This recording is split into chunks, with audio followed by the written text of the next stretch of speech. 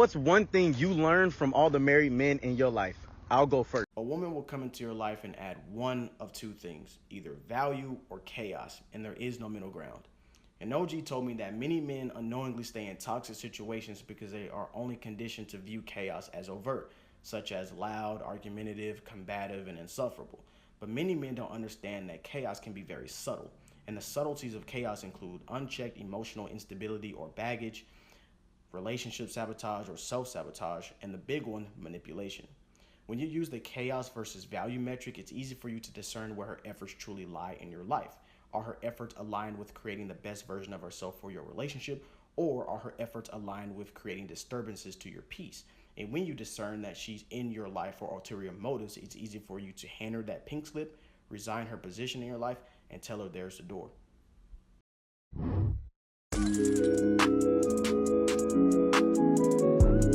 I was in the bedroom counting money, yeah. I was in the bedroom counting money.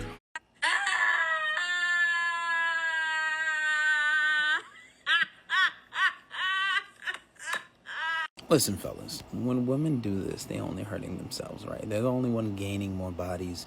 They're the only ones that making it hard for them to be in a relationship, right? Because scientific data shows that when women have multiple bodies and have a lot of bodies, one, when they're honest with guys about it, it turns them off, right? They're harder to be in a relationship, especially long term, right? And it's harder for them to pair bond and create soul ties. And clearly she's trying to hurt you. It's not gonna hurt us. And if it does, don't show her. Don't react. Don't look at her stories. Don't look at any of her Snapchat, Instagram stories.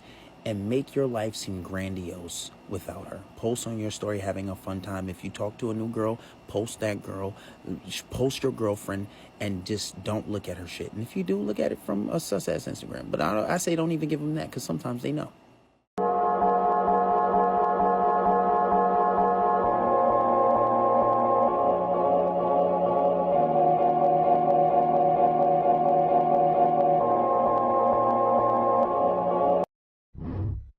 Here are 4 things you need to hear today.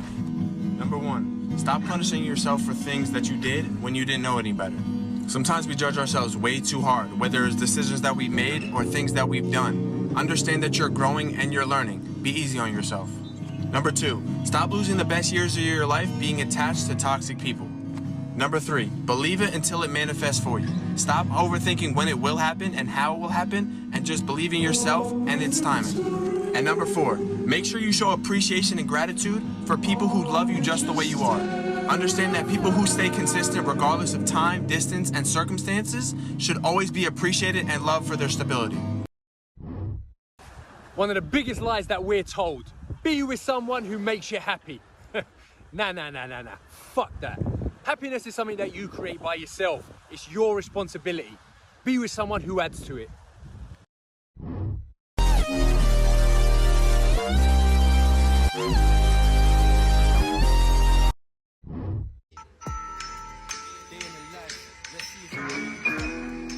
First of all, you just don't wait around doing nothing, leaving your girl on red, trying to get her pissed off.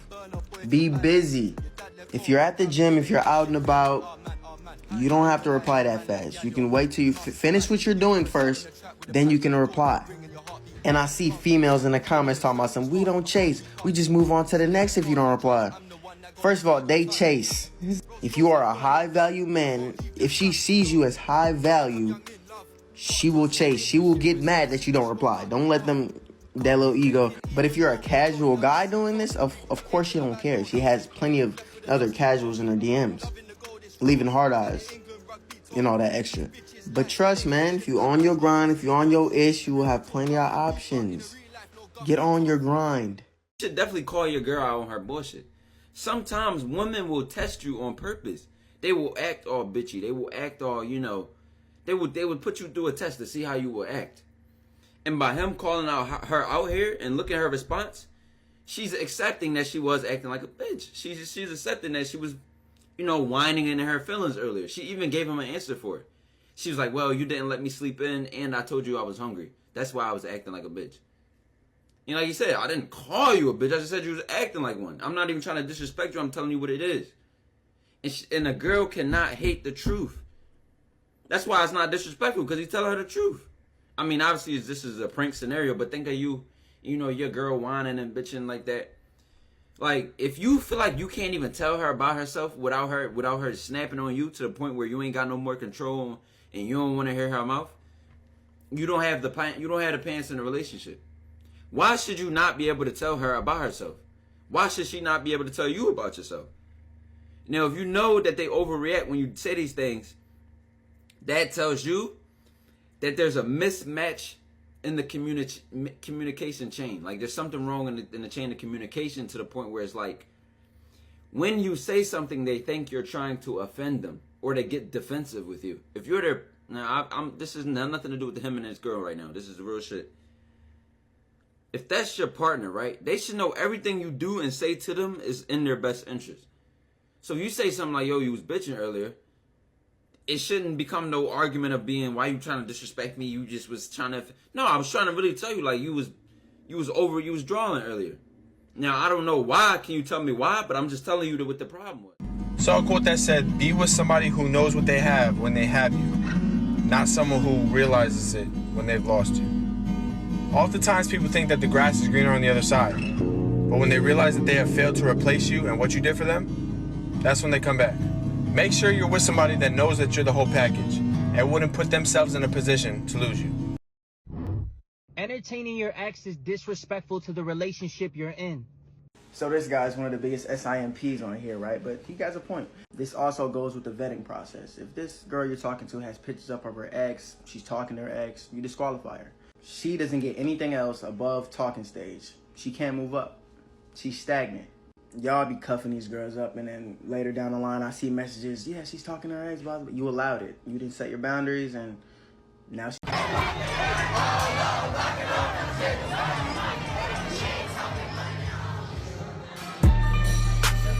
Let's go. I am so sick of the normalization of the phrase, can't make a wife out of a hoe. There's a reason why they say you can't make a hoe out of a housewife, right? Now, there's been studies done on women and men that have multiple sex partners, right? And what they say is, initially, it's hard for both to be in a relationship with one person after having so many sex partners, right?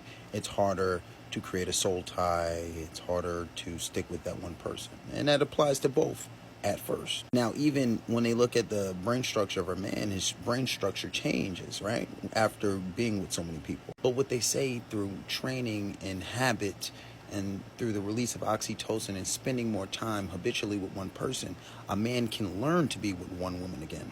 The same, according to scientific data, didn't apply to women. Would literally have to willpower themselves to be with one person. And all that other shit people can come back from, honestly. You can't do nothing as a man in this society without getting shamed. They will shame you to improve, but motivate you to stay the same, G. That's crazy. I bet you didn't tell your son about female nature. I bet you didn't tell your son that these women are hypergamous. He probably don't even know what that is. I bet you ain't tell your son nothing about the game. But I guarantee if you had a daughter, you would tell your daughter everything about the game.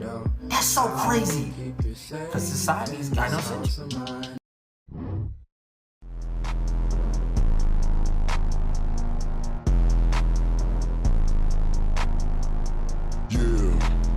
Life is like a motherfucking dream.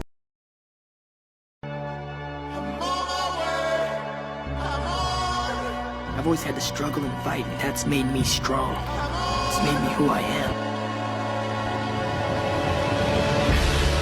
I should be happy now, but I'm not. No one's gonna show you love from your hometown. All they know is that they started in the same spot as you, and they're not doing something. I just brush it off, but that's facts, bro. But that just motivates me. See, I'm going to say something that you ladies need to hear. Your feelings have been coddled for far too long. Do you care how men feel about the fact that women coming here saying they don't want an average earning man? You muted yourself.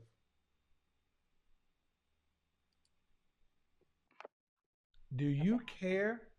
Do you care how average earning men feel when they hear women coming in saying they don't want average earning men? Okay, well, Nobody wants an average earning man. Oh, but that's belittling average earning men. But it's like, how did you end up being an average earning man?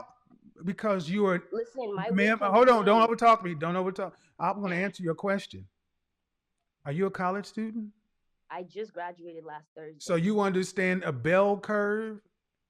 I do. Then you understand the middle point, the median? The Yes, median? I do. That's average. How'd you become average? By being average. Okay. Average is not failing. It's average. I know. So you don't mind belittling average earning men, but you think that men. So you don't have a problem with belittling average earning men, but you got an issue.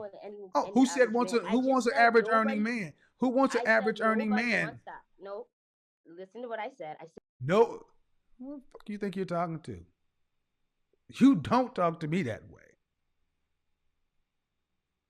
I do not know the French toast you think you're talking to. You're 30 years my junior.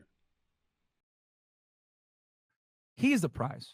The man is always the prize, guys. Despite what society wants to tell you, whatever it is, we are the prize because we must become. You know what I'm saying? Yeah. A lot of these women, they come on this podcast. I use this analogy all the time. You get for you new viewers, you might hear this the first time right now.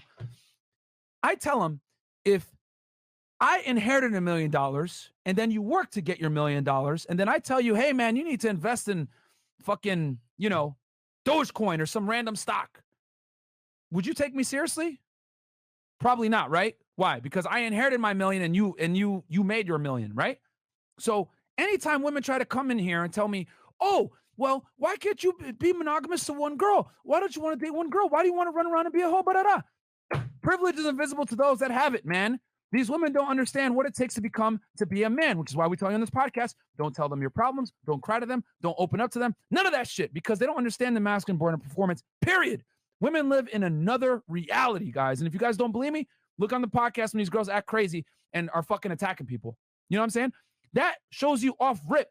Women live a different experience. That's not to say that we're better than them. That's not to say that they're better than us. What I am saying is that we're very, very different. And the way we interpret the world and reality are different too. So they're not equipped to handle your problems. That's why we tell you guys, don't open up to them, okay? They'll tell you this bullshit. Oh, open up to me. Be sensitive, all this extra shit. I'm an Aquarius. I can listen. Shut the fuck up.